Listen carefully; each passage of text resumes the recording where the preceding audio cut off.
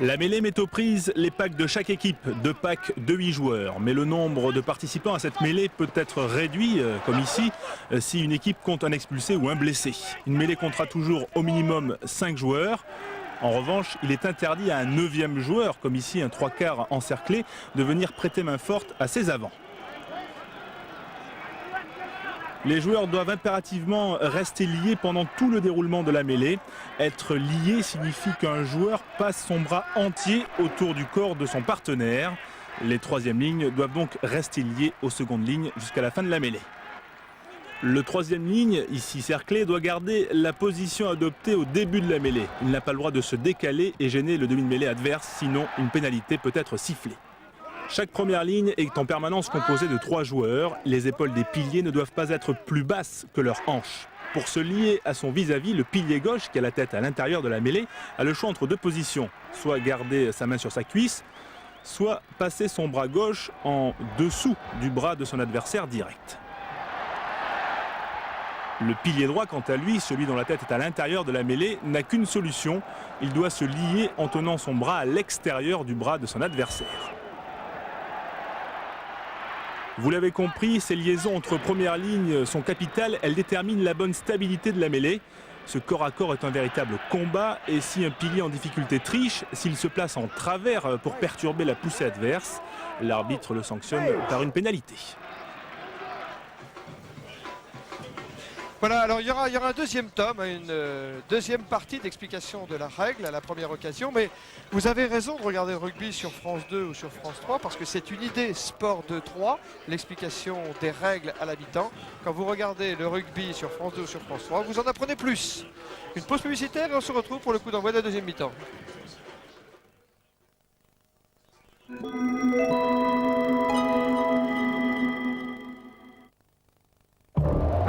Fièvre, frisson, courbature. Et d'Agrippo, dès les premiers symptômes, réagissez. Et Agrippo, Aussitôt Oscillo. Oscillococcinum est un médicament homéopathique. C'est vraiment le moment de lui offrir la multiponceuse Black & Decker. La ponceuse aux 3 fonctions. Une ponceuse excentrique qui se transforme facilement en une ponceuse de finition ou une ponceuse de détail. Seul Black & Decker pouvait l'inventer. Kodak a créé Advantix, l'appareil photo APS hyper intelligent. Chargement facile. 3 formats de prise de vue. Classique, 16/9, panoramique. Résultat parfait. Kodak Advantix, appareil APS à partir de 290 francs. Ici, dans l'un des centres de fabrication les plus perfectionnés au monde, nos techniciens fabriquent le processeur Intel le plus puissant à ce jour, le processeur Pentium 2. Pour être certain que votre prochain PC soit équipé du processeur Pentium 2, vérifiez qu'il porte bien ce logo.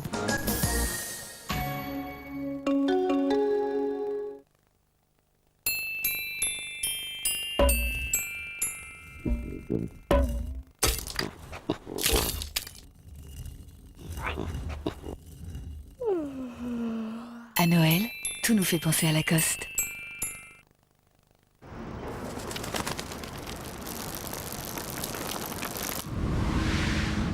On a tendance à croire que toutes les voitures se valent, qu'elles ont plus ou moins le même comportement.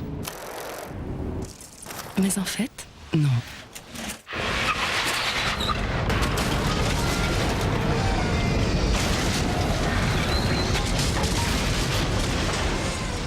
Peugeot 406, vous ne choisirez plus entre le plaisir et la sécurité.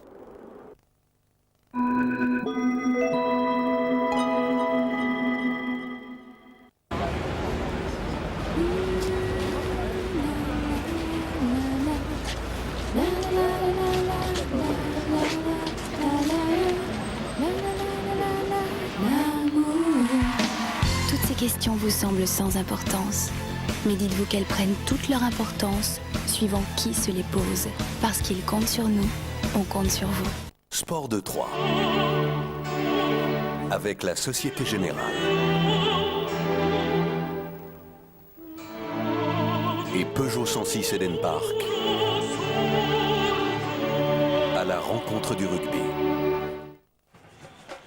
Vous êtes de retour à Bath, cette superbe ville thermale au sud-ouest de Londres qu'il faut à tout prix visiter. Vous êtes de retour à Bath pour assister en direct à la deuxième mi-temps de cette demi-finale de Coupe d'Europe entre l'équipe de Bath et l'équipe de Pau. Bath qui mène après 40 minutes de jeu 11-9. Les carottes ne sont pas cuites, Laurent Belay. Eh bien non, les carottes sont pas cuites. Francis Léta, l'un des entraîneurs de la section paloise, 11-9, 2 petits points de retard, mais il vous faut plus de ballons tout de même. Ah ben oui, mais c'est vrai qu'on a fait une bonne entame de match et je crois qu'on a bien répondu dans ce début de partie. C'est vrai que la fin, les 25 dernières minutes sont moins bonnes parce que tout bonnement, on n'a pas les lancements de jeu, on n'a pas ces panneaux qui dansent, soit sur les mêlées, soit sur les touches. Nous sommes dominés territorialement et nous n'arrivons pas à sortir. Alors qu'est-ce qu'il nous faut? Peut-être dans un premier temps aller chez l'adversaire pour essayer d'avoir quelques lancements de jeu. Parce que chaque fois qu'on a le ballon, on a l'impression qu'on peut porter ce ballon et chaque fois on est dangereux. Merci Francis. Francis Léta, entraîneur avec Jean-Louis Huneau de la section paloise. 2 points de retard face à Bath. Il n'y a pas de quoi désespérer bien pour Bala, hein, c'est vrai. Hein. Oh non, pas du tout. 2 petits points de retard, c'est rien. À la mi-temps, il va falloir un petit peu peut-être se resserrer au niveau du pack de Pau. Il va falloir avoir un impact physique, un peu de tonicité.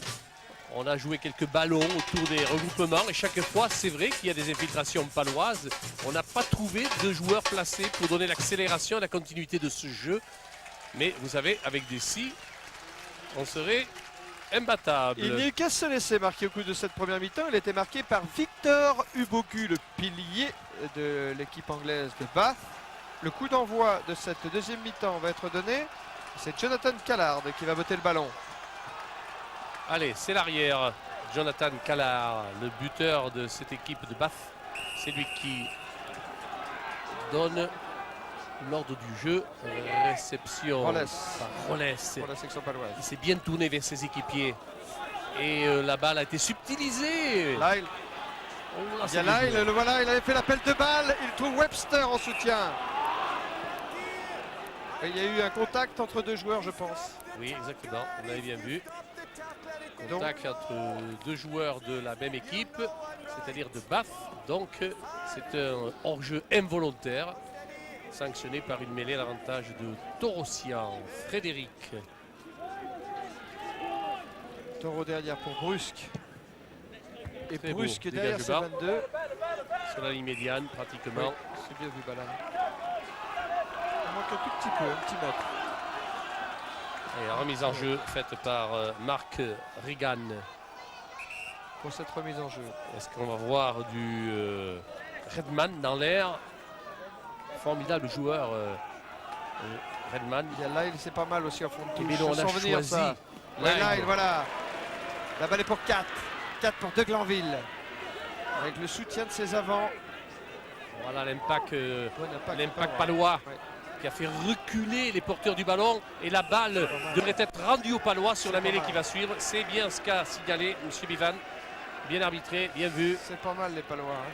Comme quoi sur ces impacts, on se regroupe un peu pour être vigilant et progresser légèrement. Et bien on héritera toujours de l'introduction de la balle. Il applique bien cette règle, M. Bivan. Il y a un joueur anglais qui saigne. Voilà. En probité. Il saigne, vous dites? Oui. Oui, je le trouvais saignant depuis le début, Phil de Glanville, mais là je crois que c'est... Ceci dit, Phil de Glanville, il était au sol et il y a une vingtaine de pieds qui sont passés dessus. Ça peut faire saigner effectivement. Et on va même effectuer un changement parce qu'il est bien coupé. Changement temporaire. Il peut quitter le terrain de toute façon, ça c'est la règle. Aïe aïe aïe. Phil de Glanville, ancien capitaine de cette équipe de Bath et de l'équipe d'Angleterre, je le rappelle. Et c'est il a perdu son poste de capitaine au profit d'ailleurs de Delaglio. Hein. Et c'est Rich Batland qui le remplace de manière temporaire. Batland, oui. Batland qui peut jouer demi d'ouverture surtout. Il est rentré au centre à la perte. Dantiac, toujours Dantiac. Il a du monde, Dantiac, il n'a pas vu. Il est plaqué sur les 22 mètres. Mais ça peut rebondir ce jeu pour la section paloise. La balle est maintenant pour Philippe Bernatsal face à Adebayo. Dans les 22 mètres anglais. Regroupement de la section paloise. Ils de quel côté va sortir le ballon? Ils sont fait subtiliser la balle, les Palois. C'est le pack 2, Bath, qui est porteur du ballon. Regroupement, que va dire l'arbitre? Mêlée à qui? Oh, le joueur de Bath. Il a fait signe à l'arbitre, vous avez vu qu'il y avait progression du pack de Bath. C'est pour ça qu'il aura demande d'Antiac. Antiac. Il n'a pas vu sur sa gauche. Il avait du soutien sur sa gauche. Il avait donné 2 pas avant. Il y avait Brusque qui était là. Mais il y avait aussi des défenseurs qu'on n'a pas vus sur l'écran. Alors Dantiac n'avait pas autre chose à faire. Mais il est fermé dans les 22 mètres de bas. Qu'est-ce qu'il a encore, notre arrière Calard? Lui aussi porte des lentilles. Oui, c'est vrai d'ailleurs. Décidément, on va passer son temps à trier les lentilles dans ce match. Comme me faisait marquer Laurent Belay, il y a 2 kinés, regardez 2 femmes kinés dans cette équipe de bas. Oui, il y a Betty et Fiona, et actuellement c'est Fiona qui est à l'œuvre. C'est Fiona. Voilà, Fiona Phillips. Et ça fait beaucoup, ça est. Voilà, il a amené son miroir, c'est vrai, oui. Voilà, belle démonstration. Manque de peau, elle est restée collée au doigt beaucoup plus qu'à l'œil. Voilà, là il travaille gratuitement, il travaille à l'œil. Il paraît qu'il y a longtemps que ça n'était pas arrivé. À John Calard. Il regarde Fiona en même temps. Bon, monsieur Bévan, écoutez. Bon, allez, on va jouer. Hein. On va jouer. Oui, parce qu'on va pas faire un plat de ces lentilles. Calard reprend sa place, un mêlée fermé dans les 22 mètres de bas. Introduction pour... Ce serait une belle affaire si Pau pouvait marquer en ce début de mi-temps. Introduction pour Nicole, le capitaine de Bath. Allez, introduction Nicole. Sortie pour Lyle, c'est lui qui garde la balle dans ses pieds. Pour la libérer ensuite. Dégagement. Adebayo face à Philippe Bernatza, la balle sort en touche. Oui, mais la remise en jeu sera pour Joël Rey, le capitaine palois. Oui, et Pierre, tout à l'heure, on peut souligner que la percée de Dantiac a été effectuée au moment où De Glanville n'était pas là. Ça a certainement déréglé le système défensif des 3/4 anglais. Cléda détourné pour Torossian. Torossian pour Ocagne. Ocagne pour Dantiac. Dantiac pour Paquet en position de centre. Balle au sol. Bien joué, ça peut rebondir le jeu. Ballon relayé tout de suite, mal contrôlé par Martin. Alors que Bruges avait mis sa patte. Hein. Oui, mais c'était difficile à contrôler parce que la balle était sans être contrôlée. Il a fait avec un mouvement de main, un prolongement de passe. Et bien sûr, c'est difficile à contrôler. Toujours est-il qu'il y a une touche dans les 35 mètres de Bath, remise en jeu par Marc Regan. Redman, oh là là là, vous l'avez vu sauter comme ça. Il a été aidé quand même. Nicole pour 4. Le règlement l'autorise. Pour Perry. Perry pris dans une tenaille paloise. 2 points de retard les Palois. Allez, 5 Nicole. minutes de la deuxième mi-temps. Nicole qui s'exerce les pinceaux. Et on va lui donner raison. C'est une pénalité puisque le Palois a gardé la balle au sol. Nicole. Passe en cloche que récupère finalement 4 pour Obugu. Récupération du ballon côté Bath. Oh, pénalité contre Pau. Au-delà. Regardez le geste ici. Oui, rapidement par Lyle qui franchit la ligne médiane, en tout cas qui essaie de le faire. C'est fait par Redman finalement. Avec un bon soutien maintenant de Yates. Le ballon est pour Nicole. Nicole pour 4. Passe sautée. Il y a la Perry. Perry qui a trouvé Regan, son talonneur, à 40 mètres de la ligne de la section paloise. Nicole attend la sortie de ce ballon. C'est fait. Calard en position de demi-ouverture presque. Et avec le rebond favorable, Calard trouve cette touche dans les 22 mètres de la section paloise. Oui, alors que David Dantiac a été châtié sur ce regroupement. Et il est KO. J'ai vu Yagan Evans là en gros plan, il n'est pas très sollicité, hein, l'ancien capitaine de l'équipe de Galles, qui a pourtant coûté très cher au président recruteur de Bath. Ouais, et David Dantiac, il est touché au cou, visiblement. Bien KO, j'espère qu'il n'y a rien de cervical dans cette blessure. Oui, alors qu'on est traumatisé ici en Grande-Bretagne par la blessure samedi dernier de Gwyn Jones, capitaine et flanqueur de l'équipe de Galles, dont on dit qu'il ne jouera plus au rugby, mais dont on espère qu'il pourra retrouver l'usage de ses membres. Et à ce sujet d'ailleurs, on cite pour se donner l'espoir l'exemple de Benoît Doga. Et oui, qui s'est bien battu dans sa rééducation. pour en être où il en est, c'est-à-dire il est très bien. Voilà, merci pour lui et nous en sommes ravis. Il n'a pu rejouer à ce jeu, c'est vrai, mais il avait beaucoup donné au rugby. Ça a été une des plus grandes figures du rugby français, Benoît Dauga. Fort heureusement, s'agissant de David Dantiac, nous n'en sommes pas là, et heureusement, puisque Dantiac reprend sa place sans problème. Allez, ça va aller. Ouais, pour pour Dantiac, hein, il a les marques des crampons sur tout le coup, mais c'est un traumatisme simplement.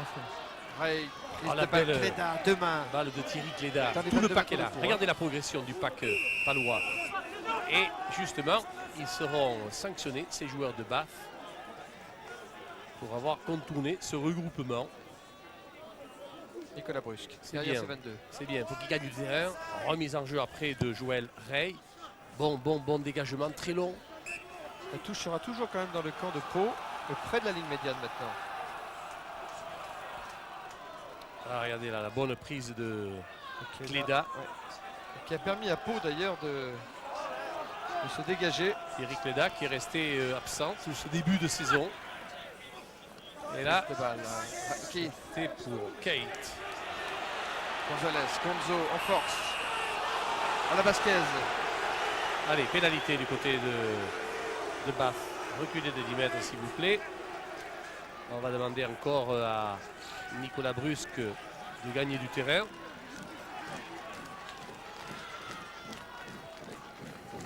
Et cette fois, Nicolas renvoie le jeu. C'est pour des phases dans le camp de Bath. C'est pour des phases statiques de récupération de balle en touche et non pas pour des phases dynamiques comme l'on peut jouer les pénalités à la main par exemple. Peut-être qu'il manque un peu de dynamisme d'ailleurs dans ce match. Ah, il y a des pots et des baffes dans ce match. Hein, voilà.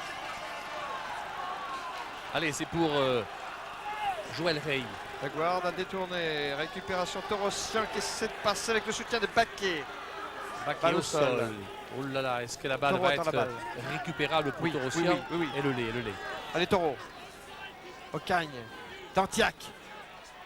Dantiac toujours. Balle au sol. Bien protégé par Dantiac.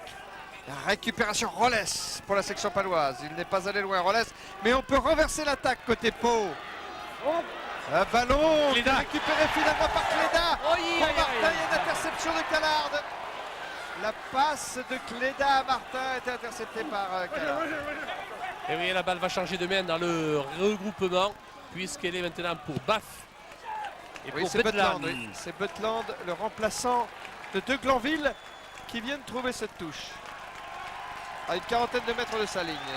De Glanville va revenir. Salut le retour de Perry. Quand j'entends des applaudissements comme ça, De Glanville, pardon, qui est revenu. ça veut dire que De Glanville est sur le point de revenir. Oui. Regardez Andy Robinson, c'est l'ancien flanqueur de cette équipe de Bath, qui est devenu l'entraîneur l'année dernière. Allez, retour de Glanville. Butland reprend sa place sur le banc. De Glanville au centre de l'attaque de la section anglaise.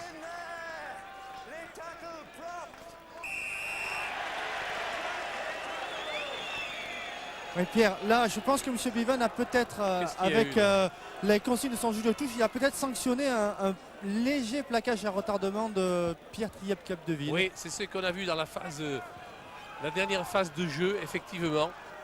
Et c'est au point de chute que M. Bivan a donné la pénalité brusque. Lui s'est saisi de la balle derrière sa ligne de 22 et en profite pour dégager en touche. Et c'est un bon dégagement hein, parce que l'angle était très fermé. Oui, ils sont en train de tomber, les Palois, dans un rugby d'un certain classicisme qui fait qu'ils ne se donnent pas beaucoup d'occasions de récupérer, de jouer les ballons qu'ils récupèrent et de dynamiser un petit peu le jeu. C'est dommage. Encore Redman. Ah, ballon pris par Lyle. Ils ont une formidable troisième ligne, ces joueurs de Bath. Oui, ça c'est sûr. Nicole. De Glanville. Elle a retrouvé Reagan, son talonneur. Elle n'est pas allé loin. Hein. Ah, la pénalité. Oui, on va au-delà du ballon côté palois. Oui, c'est vrai. Et M. Béval, le Palois devait venir se joindre au regroupement et non pas faire action de jeu au-delà de cette balle. Et je crois qu'avec le score tel qu'il est, étriqué, peut-être 11-9, l'occasion va être donnée à John Callard de tenter la pénalité dans 40 mètres du poteau palois. Et Pierre, comme ça on va poser la question peut-être à Francis Teta. Francis, ce jeu classique dans lequel semble un petit peu se diriger le match, est-ce que ça peut faire la paire de Pau? Je crois que on a fait une bonne entame de seconde mi-temps hein, avec 2 ou 3 occasions créées. Un petit peu de précipitation dans certains gestes, c'est dommage. Bon, il faut toujours essayer de gommer quelques fautes de jeu au sol, comme on vient de le faire actuellement. Bon, si on arrive à gommer ces fautes, on peut prendre la mesure de cette équipe en deuxième mi-temps, mais il faut surtout éviter ces fautes. Callard, tentative de pénalité. Oui, 40 mètres. Malheureux depuis le coup d'envoi du match. Callard va-t-il retrouver le chemin des Aïe, poteaux? là, il n'est pas malheureux, le diable. Et ça passe. Oh là, il n'a pas été malheureux. Et ça passe. Pau 9. Bath reprend le large avec 14 points grâce à cette pénalité, la troisième, réussie par Jonathan Callard depuis le début du match. 14-9, 5 points, ça fait la valeur d'un essai. Il va falloir Donc se il faut donner, marquer l'essai, là. oui, se donner les armes pour marquer cet essai du côté de Pau. Oui, et pour apporter du 109 avec le dynamique Sébastien Vignolo qui entrera tout à l'heure en jeu à la place de Franck Rolles. Le terrible Vignolo qui met un casque vert sur la Alors sur la que tronche. Jean-Louis Kelmejean m'annonce qu'en conférence européenne, Agen vient d'éliminer Newcastle 12-9. Oui, la chandelle dans les bras de Brusque. Il faudra saisir la balle. Il a fait, plaqué par Nicole. Tout ce monde va être mis en touche, puisque l'arbitre de touche a levé son drapeau. Le porteur du ballon étant Brusque, eh bien, la balle sera jouée par les joueurs de Bath. Marc Regan. Cette remise en jeu dans le camp de Pau, tout près de la ligne médiane. Regan, le talonneur, fait la remise en jeu. Couloir 1 mètre. Ouais, Redman en Redman. courte, récupère cette balle. Bogu, auteur de l'essai, marqué en première mi-temps par Bath. Avec le soutien de Yannès maintenant, au deuxième ligne argentin. Nicole pour 4. C'est un ballon pour Philippe Bernatsal, ça. Et Bernatsal est allé en touche avec le ballon. Touche tout près des 22 mètres de la section paloise. Il n'arrive pas à desserrer les taux, les Palois. Les joueurs de Bath occupent bien le terrain. Oui, ils sont quelque peu Il y a un pris changement. aussi dans le dynamisme du jeu. Il y a un changement, hein. Oui, c'est l'entrée en jeu de Vignolo à la place de Franck Rolles. Et Vignolo qui va entrer au poste de troisième ligne centre. Hein. Vous êtes sûr, c'est pas Keith? Vignolo remplaçant de Rolles, donc. Oui, Keith, troisième ligne centre et Vignolo flanqueur. Ah, c'est bien ce qui me semblait. C'est bien ce qui me semblait. Keith, donc, le flanqueur néo-zélandais, prend la place de Rolles en numéro 8. Là, qui est formidable, le preneur de balle. Yates. Avec une passe ici à Yats qui est à l'origine du regroupement. Puis on joue dans le côté fermé. Alors voilà, là il a encore une fois sollicité sur le côté fermé, mise au sol. C'est la mêlée ouverte de pour Pau, Nicole. Longue passe Il y a le feu, pour Ballard. 4. Il y a le feu, Ballard. 4 Perry. Il y a le feu, Ballard. Perry. Perry dans les 22 mètres de Pau.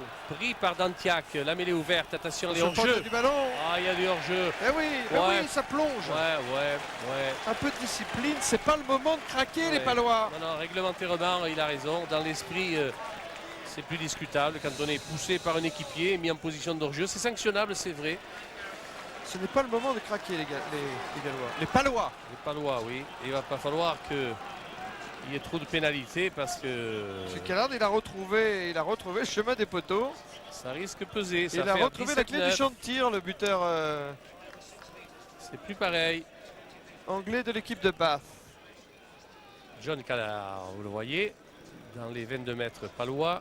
16e minute de la deuxième mi-temps, alors que Bath mène 14-9 devant Pau. Pratiquement au centre des poteaux.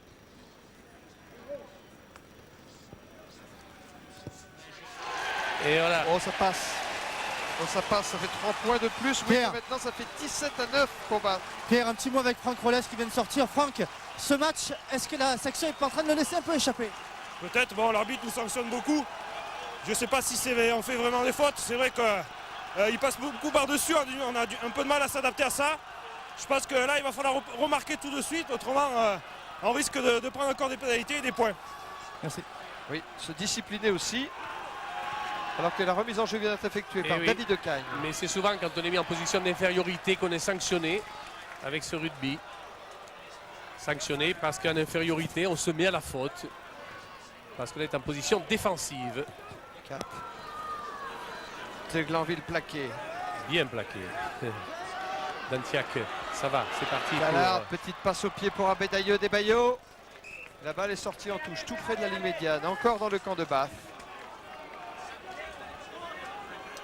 Une remise en jeu pour Joël Ray, le capitaine de la section paloise. On va respecter un couloir d'1 mètre. Les 2 packs dans l'alignement. En fond de touche, plus blanc que les autres. Là-bas, vous voyez Vignolo qui a remplacé Rolles. La Guarde a détourné. Baquet était dans le relais. Allez, allez, pénalité. On est en position. Oui, oui. Des bleus en jeu. Oui. Allez, il faut que Brusque ramène le jeu le plus près possible de la ligne de but de Bath. Voilà, vous avez entendu, bien voilà, fait. vous avez entendu, il a trouvé cette touche sur les 22 mètres de Bath. Faut-il que Joël Ray fasse une bonne remise en jeu sur ses preneurs de balles. Cléda peut-être. Il y a encore beaucoup de jus. Redman. Ah ouais, que ce soit la Guarde que l'on sollicite, on va vite le savoir. Et là, eh bien, il va falloir expédier un petit peu la mechigue. Faire chanter le cuir. En gros plan, Ray pour la remise en jeu sur la ligne des 22 mètres de Bath. Prise de balle de la Guarde. La Guarde, c'est bien le déroulé, c'est Ray. bon. Allez, il faut libérer la balle là. Toujours pour les Palois. Torossian. Torossian pour Ocagne. Ocagne pour Philippe Bernatsal. Coup de pied de recentrage de Bernatsal dans les 22 mètres. Bien fait. Callard, mais il y a aussi arrivé Oui. comme un lieu, le Loir. Et finalement un sauvetage de Callard qui fait l'affaire de Bath. La balle se retouche sur la ligne des 22 mètres de la sélection anglaise. Oui, il y a une petite explication sans gravité là. Mais Monsieur Bevan vient d'y mettre fin. Oui, du côté de la section, on va faire un autre changement. Pierre, dans quelques instants, deuxième ligne, changement classique. C'est Gilles Montier, l'ancien capitaine, qui va entrer en jeu à la place de la Guarde. Dans quelques petites secondes, quelques petites minutes. Sur les 22 mètres, hein, cette remise en jeu de Ray. Il y a ici Victor